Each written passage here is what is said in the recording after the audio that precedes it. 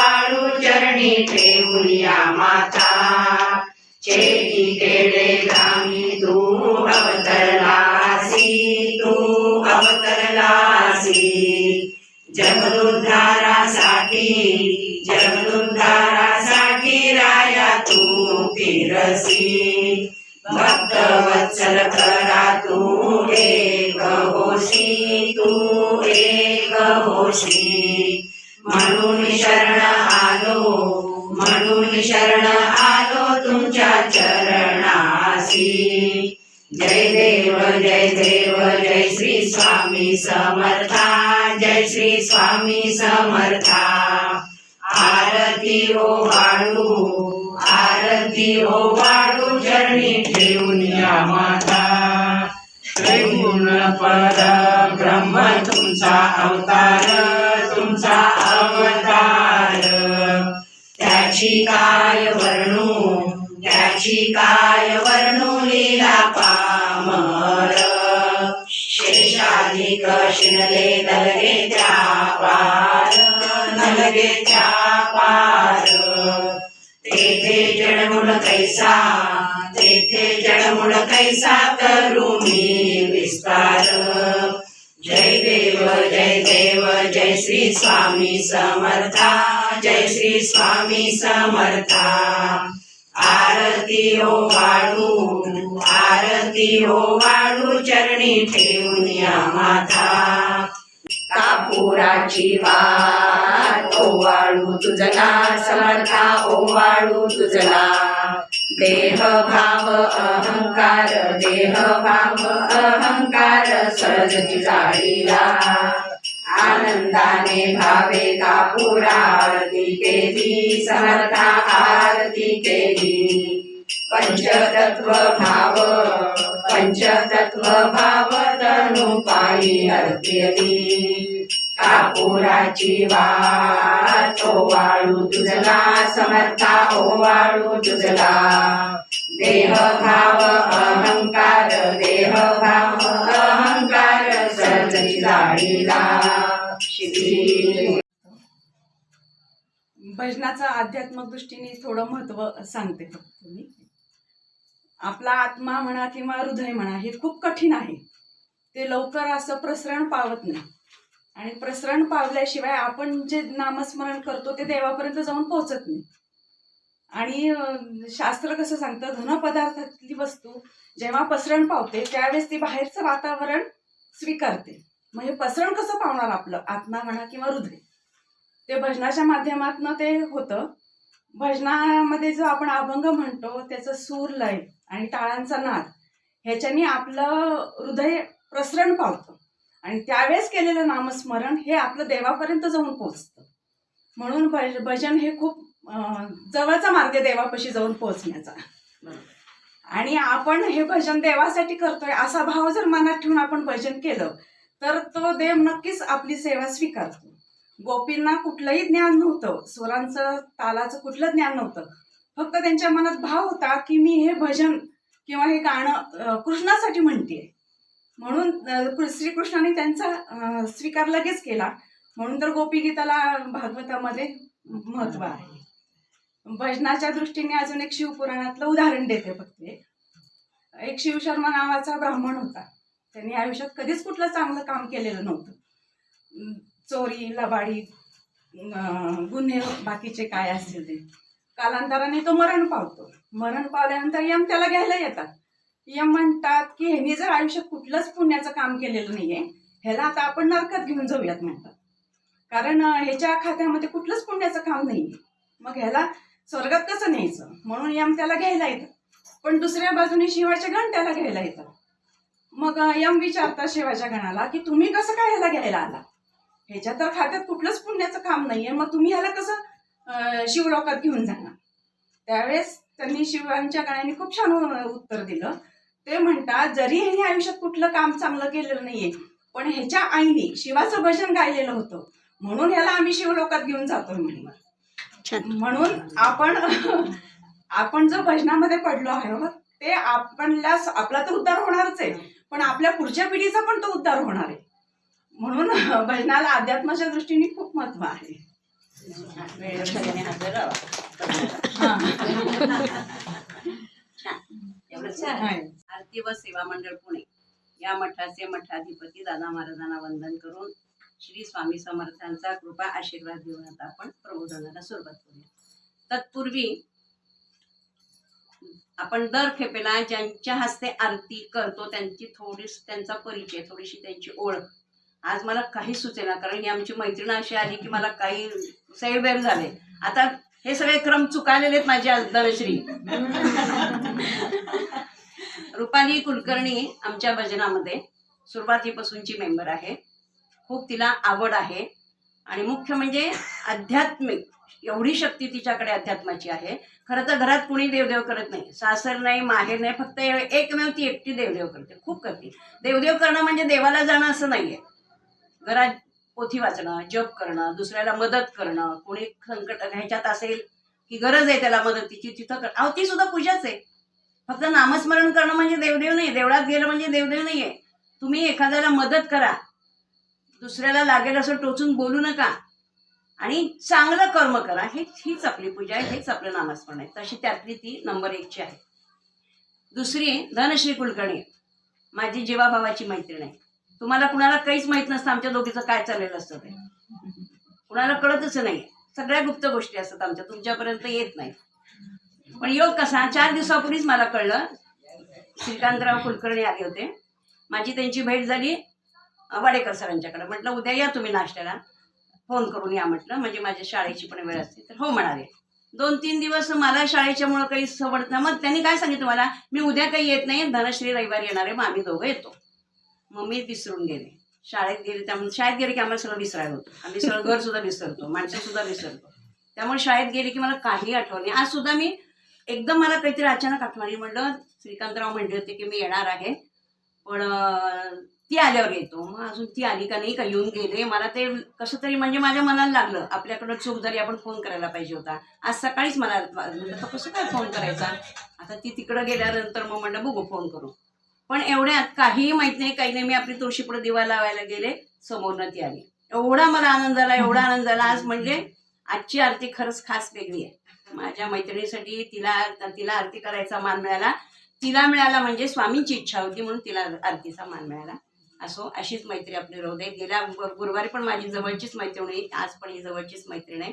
आता पुढच्या गुरुवारी अजून एक जवळची मैत्रीण येईल असं आपण अपेक्षा करू. असो, आता सध्याचा महिना चालू आहे म्हणजे धनुर्मास. धनुर्मास, धनु म्हणजे काय, धनुष्य. खरं तर हा की नाही, हा महिना धनुर्मास हा पूर्ण महिन्याचा सण म्हणा, उत्सव म्हणा, सोहळा म्हणा, दक्षिण भारतामध्ये जास्त प्रमाणात केला जातो. तिथले लोक पाळतात. आता धनुर्मासाला काय म्हणायचं तर मार्गशीर्ष महिन्यातले 15 दिवस आणि पौष महिन्यातले 15 दिवस असा हा एक महिना आहे.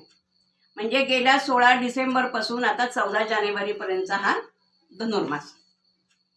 धनुर्मास म्हणायचं म्हणजे सूर्य धनुराशीत प्रवेश करतो म्हणून या महिन्याला धनुर्मास म्हणतात. जसं संक्रांतीला आपण मकर राशीमध्ये सूर्य प्रवेश करतो तेव्हा आपण मकर संक्रांत म्हणतो, तसा हा धनुर्मास आहे. धनुर्मास म्हणजे काय तर तुम्ही सकाळी आधी विष्णूची पूजा, विष्णू महिनाभर तुम्ही फक्त जसं मार्गशीर्ष महिना केला तसा हा धनुर्मास हा महिना पण विष्णूचाच आहे. विष्णूची सेवा करायची, विष्णूचं नामस्मरण करायचं, विष्णूची पूजा करायची. पहिले 15 दिवस सांगितलं मी. मार्गशीर्ष महिना गीतेमध्ये सांगितलेलं आहे. श्रीकृष्णाने काय सांगितलंय, हा मार्गशीर्ष महिना माझा आहे, मी मार्गशीर्ष महिना माझाच आहे, म्हणजे मी मार्गशीर्ष महिना आहे असं सांगितलं. म्हणजे किती महत्व आहे बघा मार्गशीर्ष महिन्याला. आणि पुढच्या 15 दिवसाचं जे आहे पौष महिन्यातलं ते दक्षिण भारतामध्ये, असं दोन्ही मिळून एकत्र विष्णूचा हा महिना आहे, त्याला धनुर्मास म्हणतात. ह्याची काय आहे खरं आता ह्यामध्ये कुठलंही मंगल कार्य होत नाही. या आपण करतो का मार्गशीर्ष पौष महिन्यामध्ये, नाही करत. सत्कार्य करत नाही, कुठलं नवीन जागा घेत नाही, शुभ कार्य कुठलंच करत नाही, निष्क्रिय आहे, निषिद्ध आहे. त्यामुळं या महिन्यामध्ये फक्त काय करायचं, फक्त देवधर्म करायचा.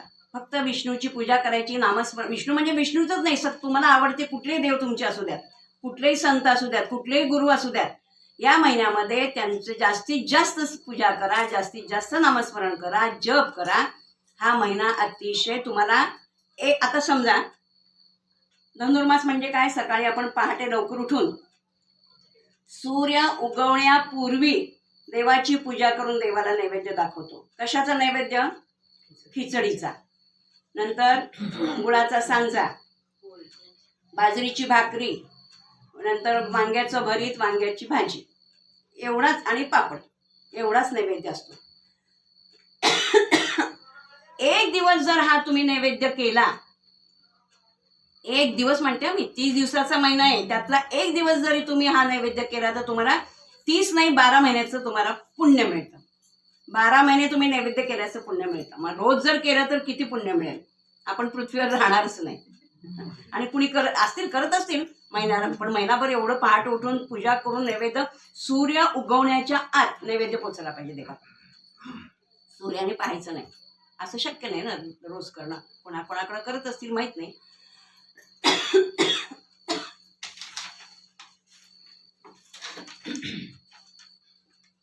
आता म्हणून या महिन्यामध्ये उपवास जास्त करायचे.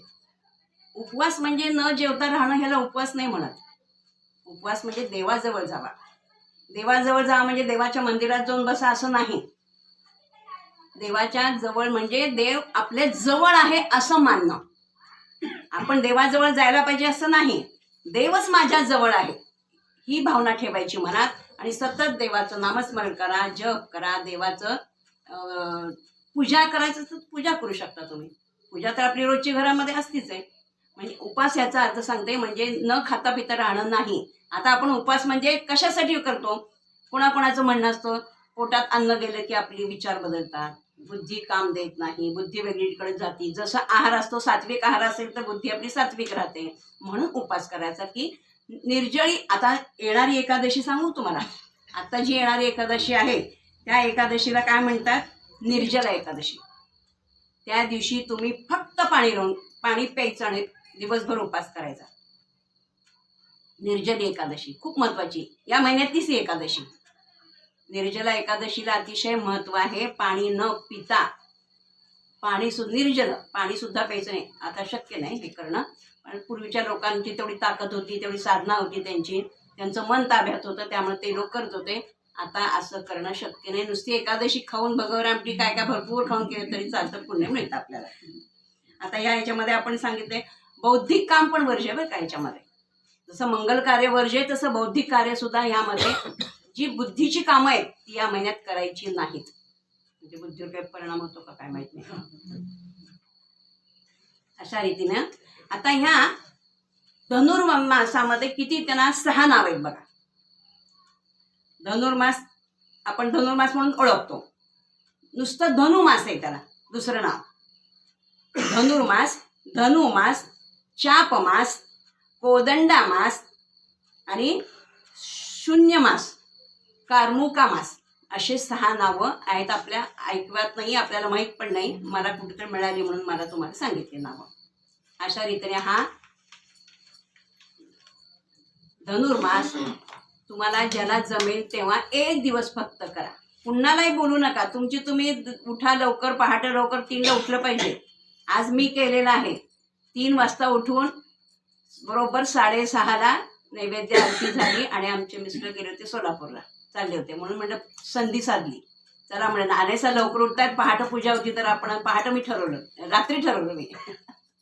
त्यामुळे छान झाली. तुम्ही पण करा. आणि आज सगळ्यांना धनुर्मासाचा नैवेद्य प्रसाद तुम्हाला मिळणार आहे. सगळ्यांनी प्रसाद इथेच खायचा आणि मग घरी जायचं. श्री स्वामी समर्थ. जय जय स्वामी समर्थ. अवधूत चिंतन श्री गुरुदेव दत्त. जिथे स्वामी पाय तिथे काय. मी नेहमी आपल्या ग्रुपवर फोटो, आरती, बाईंचं मनोगत ते सगळं ऐकत होते, पण मी पुण्यात असते. एरवी काय पंढरपुरात नसल्यामुळं हा लाभ कधी मिळत नव्हता. पण आज योगायोगाने घरातली कामं सगळी बाजूला सारून मन आज धावलं इकडं. घरात खूप कामं चालू आहे, माणसं आली, चाललोय, तरी पण ह्यांना म्हणलं नाही, मी आता आरतीला आज जाणारच आहे. 5:15 आहे, 6:05ला मी बाहेरच पडले. आणि अगदी म्हणजे स्वामींनीच बोलवून घेतल्यासारखं मी आज आले. ठरवलं नव्हतं, काही नव्हतं. आणि इथं आले कोपऱ्यावर आणि स्वामींचं हे विसरू कसा गुरु पादुकाला लागल्यावर इतकं मन भरून आलं, आनंद वाटला. आणि तेवढ्यात बाई बाहेर आल्या खाली इकडं तुळशीपाशी. मग तर काय अगदी आनंद गगनात मावे ना माझ्या. मला खरंच आज खूप इतका आनंद झालाय. आणि स्वामींचं दर्शन, त्यातनं पुन्हा आरती अचानक मिळाल्यामुळं माझं मन फार भरून पावले. अगदी काय करू, काय मला असं शब्दात मांडता येत नाहीये. पण मला आज खूप मोठा योग मिळाला. आणि सगळ्यांना तुम्हाला धन्यवाद. मला आज स्वामींची सेवा आरती करायला मिळाली. एवढं बोलून मी स्वामी समर्थ.